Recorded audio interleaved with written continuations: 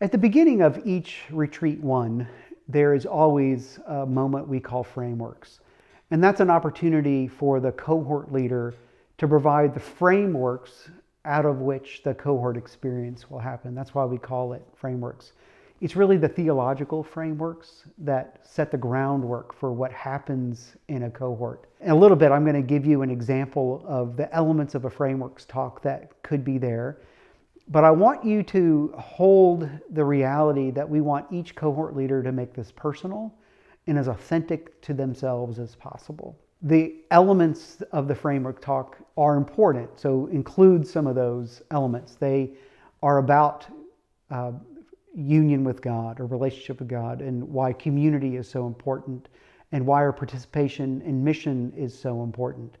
Those things are critical, and why our practices that we're going to engage through the course of the next year or so are all centered around those frameworks of union with God, community, and mission.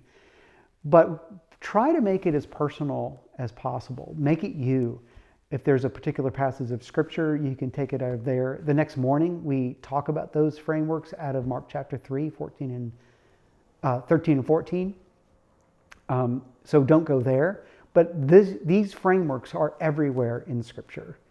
And so feel the freedom to include your way of thinking about this and inviting people into the process. The goal is not to create a memorable theological frame that will carry with them throughout the time.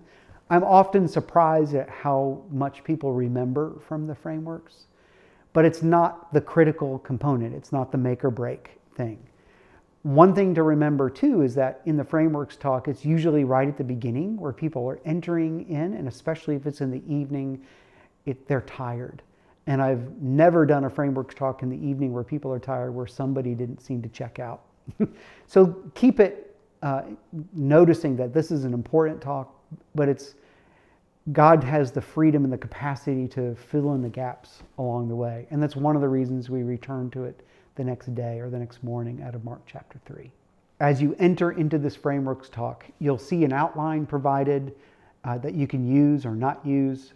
I will provide you an example of the frameworks talk that I give, a very pared down short version of it so you can fill it out as God leads you. But remember, this is to provide them the structure of where they're headed theologically, what we're going to do and why we do those things, and the content and the process of engaging the cohort. Make it yourself. Be authentic to you. Feel free to include your stories.